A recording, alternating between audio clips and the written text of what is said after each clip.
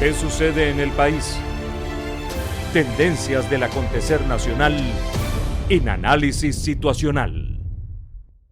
El diferendo territorial más importante de Sudamérica nuevamente ocupa la agenda pública nacional y regional, en momentos en que Estados Unidos ejecuta una estrategia de reposicionamiento geoestratégico para retomar el control político de América Latina y el Caribe y controlar sus inmensas riquezas energéticas.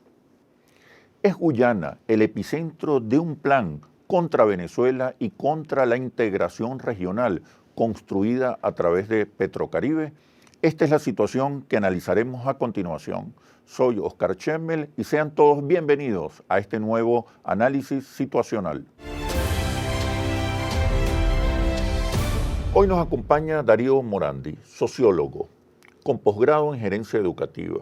Fue embajador de la República Bolivariana de Venezuela ante la República Cooperativa de Guyana entre el 2007 y el 2012. Ha realizado diversas investigaciones sobre las relaciones entre nuestro país y Guyana. Bienvenido, Darío, a este nuevo análisis situacional. Gracias por la invitación y bueno, aquí estamos en la disposición de poder contribuir a que el país entienda cabalmente lo que verdaderamente está ocurriendo en las fronteras de Venezuela. Vamos a ubicar al país con respecto a lo que significa Guyana, ese extenso territorio lleno de riquezas naturales, riquezas energéticas, biodiversidad. ¿Qué importancia estratégica tiene el Esequibo en este momento? En primer lugar, habría que señalar que el Esequibo no es simplemente un pedazo de tierra, es un pedazo de tierra con una inmensa carga de recursos materiales, recursos naturales que motivan la presencia de todos los países que tienen interés en explotarlo. Y al mismo tiempo tiene una presencia humana muy determinante, muy hermosa. Estamos hablando de una riqueza étnica que se expresa a través de 6 etnias. Es asiento de la vieja familia Caribe, que fue determinante en Venezuela. Y estratégicamente es determinante para las relaciones con el Caribe Oriental y para una salida al Atlántico a través de un puerto de aguas profundas, que es el fondo de la gran discusión que debe estarse dando dentro de los distintos órganos diplomáticos de los países. ¿Qué significa para Venezuela? Para Venezuela significa más que una simple relación, significa una construcción de un espacio que nos integre definitivamente a Brasil, a Surinam y a la vieja Guayana francesa, a la vieja colonia francesa que es la Guyana francesa. ¿Por qué digo esto? Porque hay una integración física que se está construyendo a través de lo que se conoce como el escudo guayanés. Ya está integrado Brasil a través de una vialidad que ellos construyeron. Hay un proceso de construcción de un puente que comunicaría Guyana con Surinam y el proyecto de una carretera que saldría desde el municipio Sifontes, en el sur del estado Bolívar, en un punto llamado El Bochinche, hasta la capital de Guyana, Georgetown. Esa estrategia nos conduce a la posibilidad de abrir caminos hacia el Atlántico por una vía terrestre directa. Okay. En enero de este año se realizó la Cumbre de Seguridad Energética del Caribe. Podemos interpretar que hay la pretensión de Estados Unidos de desplazar a Venezuela de esta zona de influencia y recuperar el dominio político del área. Pero la respuesta me la da cuando regresemos de los comerciales. Ya venimos. ¿Qué sucede en el país? Tendencias del acontecer nacional en análisis situacional. ¿Qué sucede en el país? Tendencias del acontecer nacional en análisis situacional. Le preguntaba con relación a la Cumbre de Seguridad Energética del Caribe, que se realizó en enero pasado y fue promovida por los Estados Unidos. ¿Es acaso el epicentro de una nueva estrategia por parte de Estados Unidos con respecto a Venezuela para desplazarla y recuperar el dominio político en el área? Yo creo que es el resultado de una serie de pasos que viene dando el Departamento de Estado norteamericano hace algún tiempo. En enero del año 2010, visitó a Guyana un señor llamado David Goldwyn. David Goldwyn para ese momento era el coordinador de asuntos energéticos internacionales del Departamento de Estado norteamericano. Estuvo 4 días de visita en Guyana y en esos 4 días hizo lobby con distintos misiones diplomáticas, con el gobierno y con algunos empresarios que estaban allí. Y por supuesto vino acompañado de algunos factores que pertenecen al capital transnacional petrolero. En esa oportunidad dijo que venían a ofrecer asistencia técnica. Lo que sí se puso en evidencia es que detrás de todo lo que venía ocurriendo con el petróleo, en Guyana estaba el Departamento de Estado. David Goldwyn es el director hoy de una organización que se reconoce en los Estados Unidos como tanque de pensamiento, que es la Goldwyn Estrategias Internacionales. Él es el director, estuvo 3 años allí, llegó de la mano de Hillary Clinton y venía de hacer un gran trabajo en Angola y en Ghana en el 2007 cuando se descubrió petróleo y lograron eso. Y es el que dirigió la reforma petrolera de México, la reforma petrolera de Peña Nieto, que condujo a la destrucción de la Pemex y un proceso de privatización que echó por tierra toda esa historia que tiene México de control de la industria petrolera. Ese señor en ese momento dibujó una estrategia. A los pocos días visitó Barbados Hillary Clinton directamente y comenzó su reunión diciendo, con todos los primeros ministros de los distintos países del Caribe, diciendo, venimos a recuperar el espacio político que hemos perdido. Y para ello necesitamos impulsar una iniciativa que se llama Iniciativa de Seguridad de la Cuenca del Caribe. A partir de ese momento comenzó a fluir una serie de elementos que fueron a configurar lo que hoy es la Iniciativa para la Seguridad Energética del Caribe. Eso se consuma a través de un documento que fue publicado el año pasado, en el 2014, julio del 2014, por otro tanque de pensamiento, como dicen ellos, que es el Consejo del Atlántico, que es un centro de análisis de estrategias petroleras. Ellos presentan este documento que se conoce como energía incierta. Y cuando hablan de energía incierta, están hablando del compromiso del Caribe con Venezuela. Pudiera interpretarse como la jugada del Caribe con Venezuela. En inglés se traduce como el gamble, que puede tener muchas interpretaciones. Algunos dicen que se llama la apuesta del Caribe con Venezuela. Aquí no había otra cosa que un plan diseñado para desmontar Petrocaribe a como diera lugar. Y este plan comenzó a desarrollarse de manera muy continua. En primer lugar, es necesario recordar que en el año 2000, entre Surinam y Guyana, hubo una ligera controversia y una disputa muy fuerte porque Guyana le concedió a la CGX Energy, de origen canadiense, que tiene su sede en Toronto, le concedió un espacio para explotar petróleo en la cuenca del Corentín. El Corentín es el que separa a Surinam de Guyana. Surinam actuó de inmediato, con sus pequeñas embarcaciones y con su pequeña fuerza de defensa, agarró y sacó la plataforma de allí por la fuerza. Guyana acudió inmediatamente a los espacios multilaterales internacionales y en el 2007 hay una decisión de un tribunal arbitral que le da la razón a Guyana y establece unos límites que pretenden ser equidistantes. Guyana inicia a partir de allí una serie de pasos que son importantísimos para nosotros reconocerlos. ¿Cuáles? En primer lugar, presenta el inventario de los recursos petroleros en todo el área del Rupununi. El Rupununi es el Esequibo y comienzan una exploración, construyen viviendas para los trabajadores que venían de fuera y comienzan a instalar algunos taladros. Eso no fue debidamente atendido por Venezuela, porque en ese momento nosotros debimos responder con muchísima autoridad y muchísima fuerza. Más allá de lo diplomático incluso. Posteriormente se da la concesión de un bloque que se conoce como Stabroek, se da la concesión de un bloque que se conoce como Roraima y se establece un tercer bloque que es Pomerón.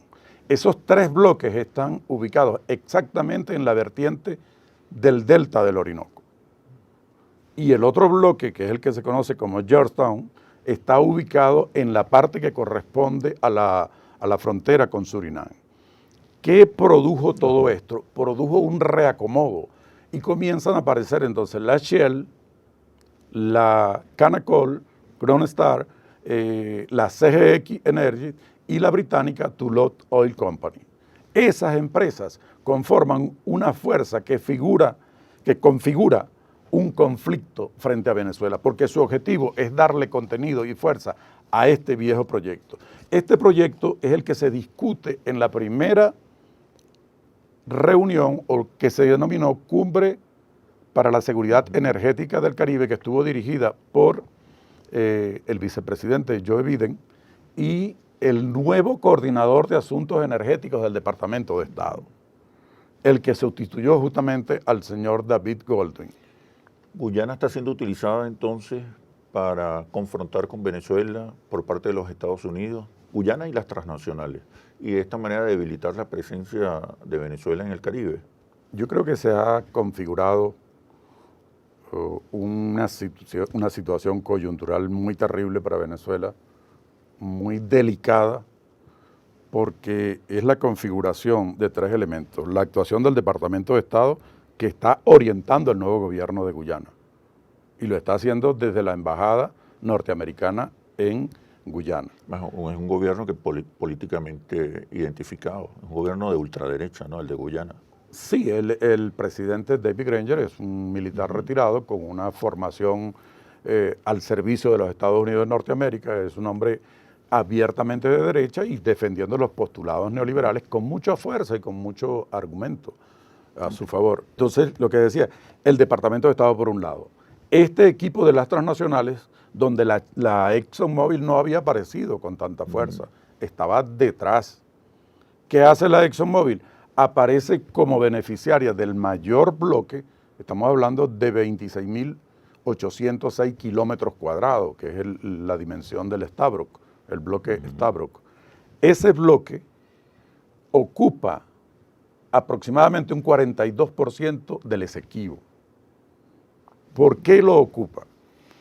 Más allá de los estudios técnicos, uno tiene que entender que Guyana lo que hizo fue proyectar la pretendida ampliación de su plataforma continental y trazar una línea arbitraria a la que ya estaba trazada y que fue reafirmada por el presidente Nicolás Maduro a través del decreto 1787, cuando se crea la SODIMAIN, las Zonas Operativas de Defensa Integral Marítima e Insular, la que corresponde a la fachada atlántica. Ahora, ahí se conjuga, te repito, la fuerza que le está poniendo y el empeño que le está poniendo el Departamento de Estado, de la mano del vicepresidente, con un gran apoyo incluso del Congreso norteamericano, particularmente de la fracción que corresponde al Partido Republicano. La fuerza de las transnacionales. Recordemos que los Estados Unidos no tienen una PDVSA, no tienen una empresa oficial, ellos operan a través de las grandes empresas. Y la que mayor confianza tiene del gobierno norteamericano es precisamente la Exxon. Y la Exxon frente a Venezuela tiene varias disputas en el CIADI. Una de esas disputas tiene que ver con que nosotros lo sacamos, para decirlo coloquialmente, de La Ceiba y de Cerro Negro, que son los 2 campos petroleros de mayor fuerza en la faja petrolífera del Orinoco. De manera que todo eso conjugó allí y conjugó un elemento más importante, que es el cambio de gobierno en Guyana. No quiere decir que el gobierno anterior no hubiese actuado. El gobierno anterior pertenecía al Partido Popular del Pueblo. El Partido Popular del Pueblo fue fundado en 1950 por Cheddi Jagan. Cheddi Jagan presentó ante el mundo lo que él llamaba las tesis del nuevo orden global humanitario. Ese planteamiento que hizo Cheddi Jagan impactó en el mundo y al mismo tiempo impactó en los Estados Unidos porque lo presentaba como comunista. Y él se declara en 1950 marxista-leninista, 9 años antes que la Revolución Cubana tuviera su efecto.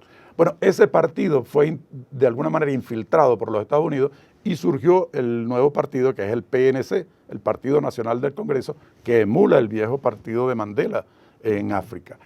¿Eso qué nos trajo como consecuencia?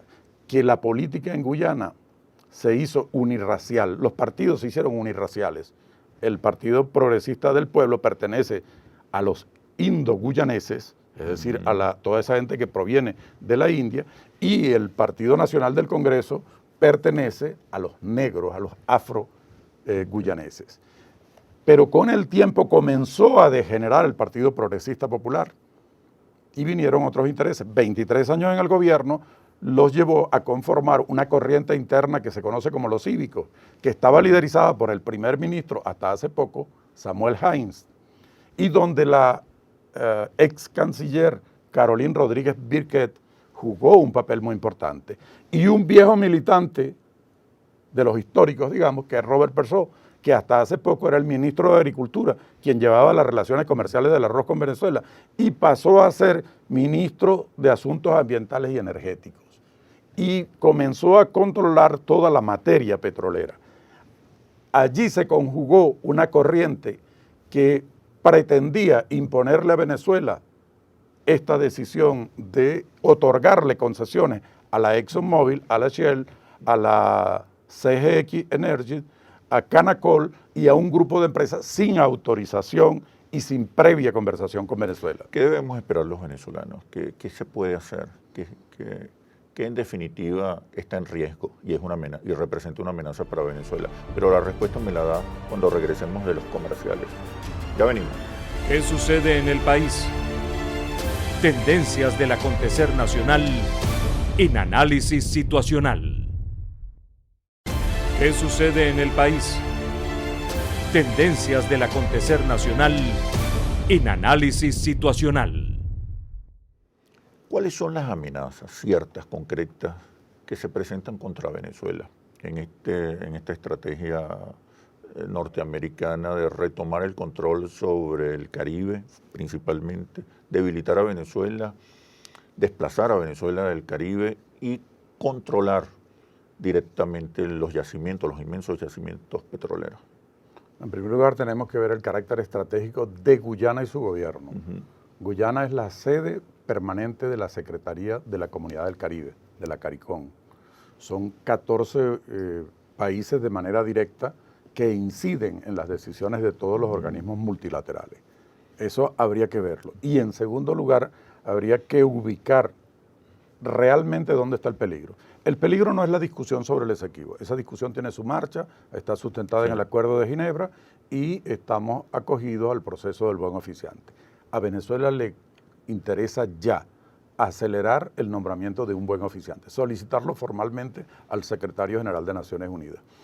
Pero al mismo tiempo tenemos que entender que lo que está en peligro es la salida al delta del Orinoco, como estuvo desde 1841 bajo la amenaza británica hasta 1899 cuando se da el despojo por parte de los británicos.